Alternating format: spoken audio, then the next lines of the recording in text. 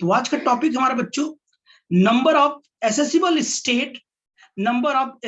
State for a micro state और number of phase cells in 6 dimensional phase space. Okay, तो 6 dimensional space मतलब क्या होता है कि एक पोजीशन स्पेस होगा एक्स वाई जेड और दूसरा मोमेंटम स्पेस होगा p x p y p Z.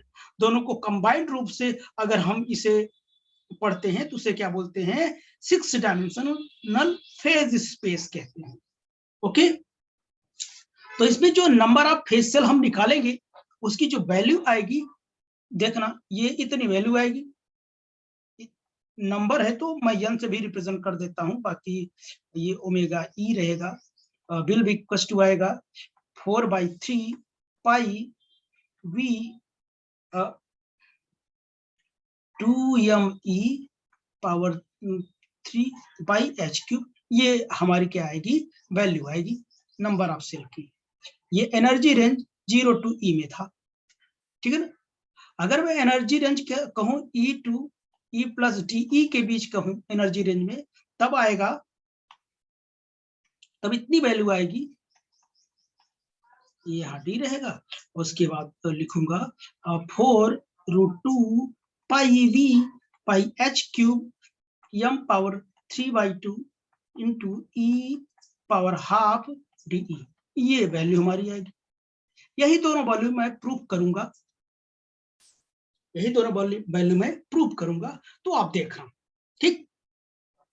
तो आइए देखते हैं हम लोग number of accessible state for micro state.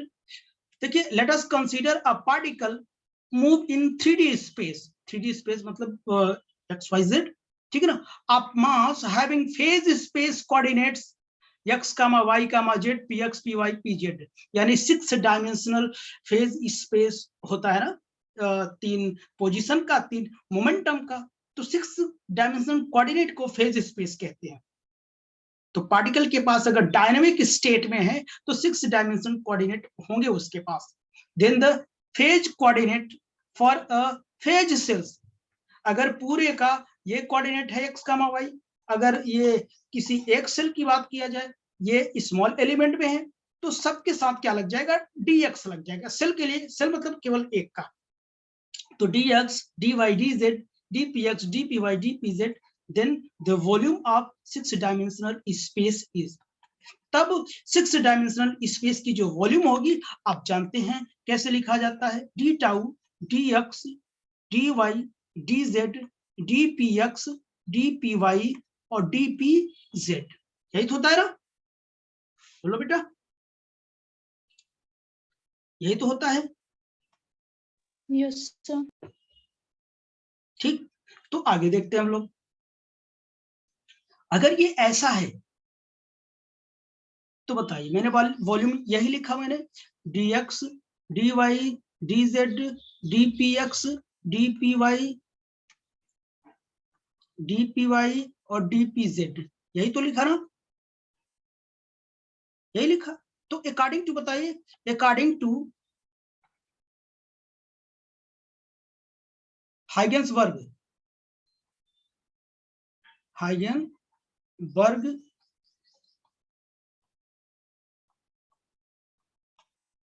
Uncertainty principle क्या होता है, यही तो होता है ना, dx into dpx approximate equal to h, dy into dpy approximate equal to h, dz into dpz, ये भी क्या होता है, h होता है।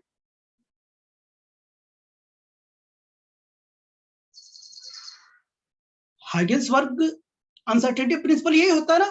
तो चलिए इस वाले में रख देता है इक्वेशन में, d tau will be equal to, तो मैं पहले इसे एक साथ लिख दूं, तो dx, x वाले को एक साथ, dx, dpx और क्या हो जाएगा, dy, dpy, dz, dpz।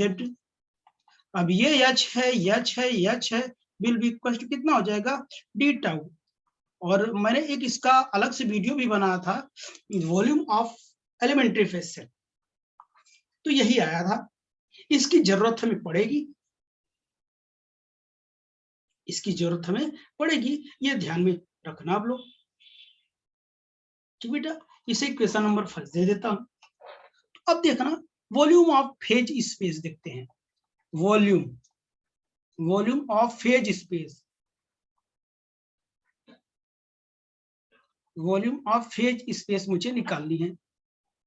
तो फेज स्पेस की वॉल्यूम निकालने के लिए हमें करना क्या होगा, देखना 6 टाइम इंटीग्रेशन, क्योंकि 6 डायमेंशन है डी टाउ। इसकी अगर मैं वैल्यू पुट करूं dx, dy, dz, dpx, dpy और dpz, 3 तो पोजीशन के हैं और 3 मोमेंटम स्पेस के हैं। तो पोजीशन को अलग कर लेता हूं, मोमेंटम को अलग कर लेता हूं। dpx, dpy and dpz, this is what, ये क्या है, volume of position space, position space. और ये क्या है, volume of momentum space, momentum space है कि नहीं। तो देखना अगर ये ऐसा है तो मैं क्या लिखूंगा, देखना दिस इज व्हाट, इसको मैं क्या लिख दूं, वी लिख दूं ना, वॉल्यूम ऑफ पोजीशन स्पेस को वी से रिप्रेजेंट करते हैं। अब मोमेंटम स्पेस को हम क्या करते हैं, ऐसे हम लिख देते हैं dpx, dpy, dpz, ये इक्वेशन नंबर 2 हो गया। ठीक, इसी इक्वेशन को एक बार उस उधर पेज में फिर से एक बार लिख देता हूं, ठीक है ना। तो देखना वॉल्यूम ऑफ फेज स्पेस कितना आया, v इंटू dpx, dpy और dpz, इक्वेशन नंबर 2 हो गया। ये वॉल्यूम ऑफ क्या है, मोमेंटम स्पेस है ये ना। अगर यही मिल जाए तो मैं इसी में पुट कर दूं। ठीक बच्चों, तो उसके लिए देखना हम लोग क्या करेंगे,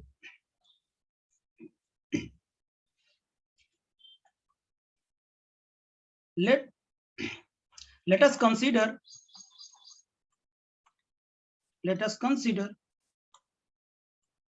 momentum space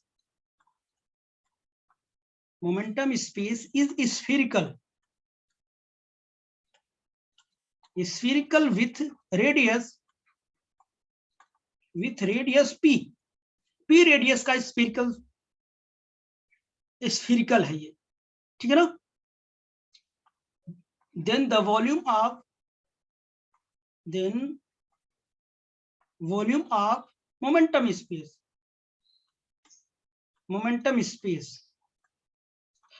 स्पेस क्या इतना ही है, v को छोड़ दो, मोमेंटम स्पेस है, इसी की वॉल्यूम चाहिए मुझे। तो बताइए अगर वो स्फीरिकल टाइप का है, कितनी रेडियस है, p रेडियस का है, ये स्फीरिकल है, समझ रहे हैं ना मेरी बात। इसकी रेडियस कितनी है, p है। ठीक, तो वॉल्यूम ऑफ मोमेंटम स्पेस बताओ, dpx, dpy, dpz will be equal to, किसी स्फीयर का वॉल्यूम कैसे निकालते हैं, 4/3 पाई r क्यूब। तो यहां r नहीं बल्कि क्या है, p है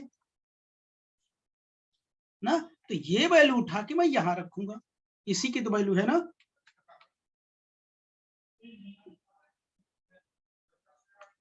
The value of volume of momentum space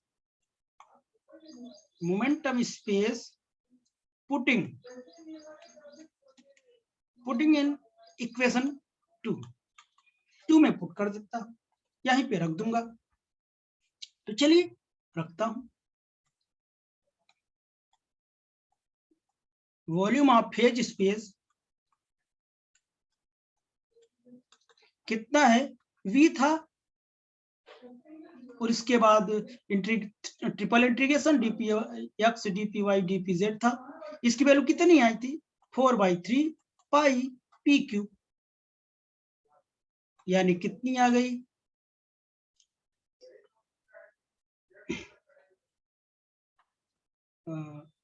4v into 4/3 pi P cube, इतनी आ गई। ये क्वेश्चन नंबर 3 वही लिखा मैं दोबारा। ठीक, तो अब आप देखना, we know that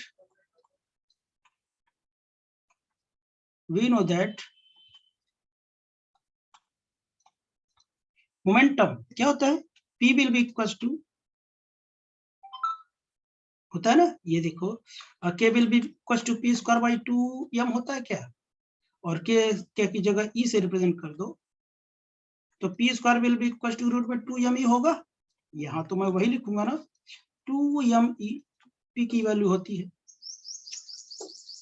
अगर दोनों तरफ क्यूब कर दूं तो ये हो जाएगा 2m E पावर कितना 3/2। क्यों क्यूब कर रहा हूं, क्योंकि इसकी वैल्यू मुझे निकालनी है। ठीक, अब इसी की वैल्यू यहां पुट कर देता हूं, पुटिंग इन 3 में तो क्या है,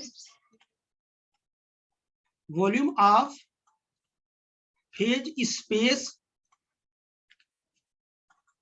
v इंटू 4/3 पाई पी क्यूब की जगह 2m E पावर 3/2, ये मैं रखूंगा। ठीक, तो ये भी देख रहा, ये भी काम देगा। अब देखना,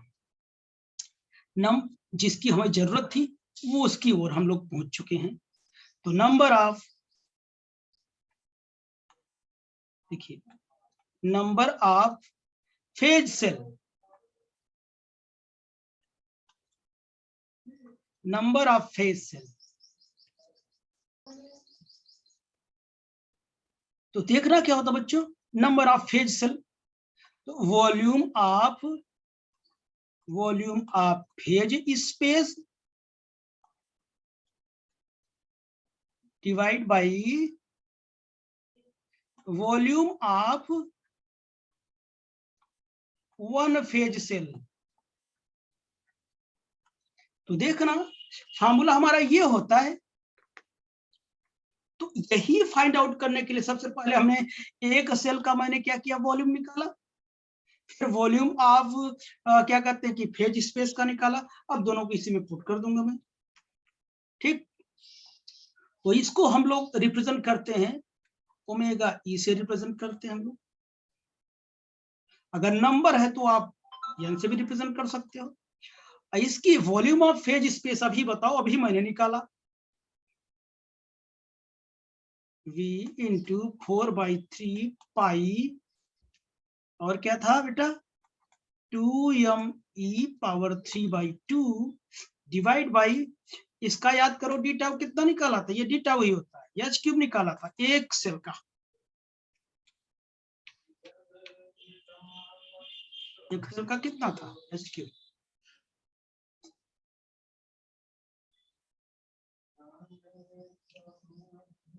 ठीक, तो इतना आएगा।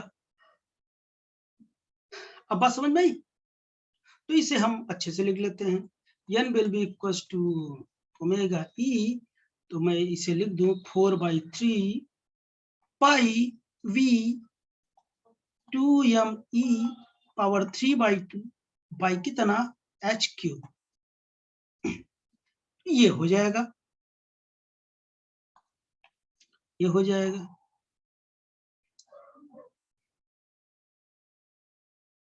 जहां हमने D tau will be equal to H Q निकाला था, वहां ऊपर लिख दीजिएगा volume of one phase cell, ये volume of one phase cell निकाला था ना। ये D tau will be equal to D X D P x D y d p y d z d p z, h रखा था, H रखा था ना। वॉल्यूम हम एक सेल का था, वहां एक सेल लिख देना, वन सेल में भूल गया था। ठीक, तो ये 100 बात की एक बात, ये हमारा आया। अब देखना ये एनर्जी रेंज क्या है, 0 टू क्या है, 0 टू ई के बीच का है। अब हम energy range e to e plus d e के बीच निकालेंगे, ठीक है ना। नंबर ऑफ फेज सेल और accessible state in the energy range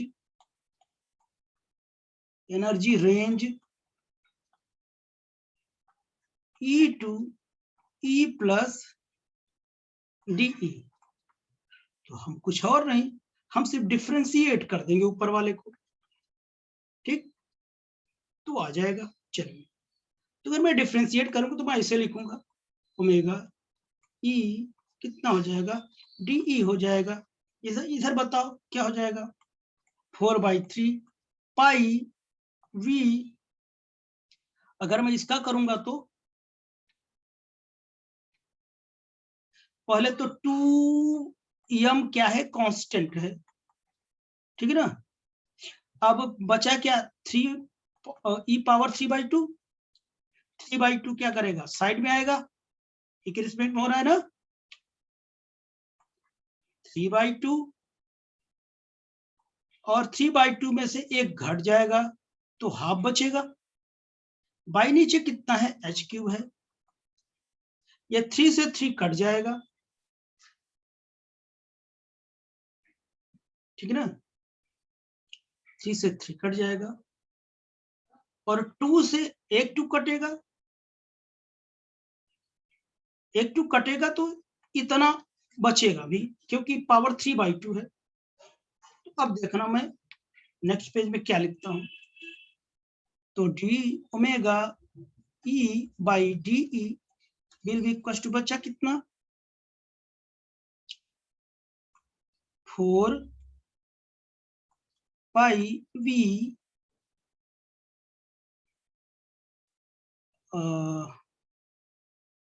4 pi V 2 power half m power 3/2 e power half by h³। तो इसे मैं सही से लिख देता हूं, ये 4, इसको रूट लिख सकता हूं, √2, 4√2 पाई v by h³ m power 3/2 e की पावर हाफ एंड डी इधर लेते आया मैं। तो ये था, ये कंप्लीट हमारा रिलेशन मिल गया। D omega e will be equal to 4√2 pi v h³ m power 3/2 e power half d, ये रिलेशन है। तो आई होप कि ये लेक्चर आपको बहुत अच्छे समझ में आया होगा। तो करना क्या, कुछ नहीं करना है, बस क्या करना, volume of phase space by volume of one phase cell निकालना है, बस नंबर ऑफ सेल निकालने के लिए। तो इसके लिए मैंने ये अलग से निकाला, ये अलग से निकाला, दोनों को डिवाइड कर दिया, हमारा रिजल्ट आ गया, ठीक। तो चलिए यही चीज हम एक दूसरे मेथड से हम क्या करेंगे, इसे देखेंगे, नंबर ऑफ फेज सेल या number of accessible state in for micro state, ठीक है ना, इन 6 डायमेंशनल स्पेस में हम देखेंगे दूसरे मेथड से। ओके बेटा, तो उसके लिए हमें फिर से कनेक्ट होना होगा, क्योंकि वो वीडियो में बनाएंगे नहीं तो ये बहुत लंबा हो जाएगा। ओके।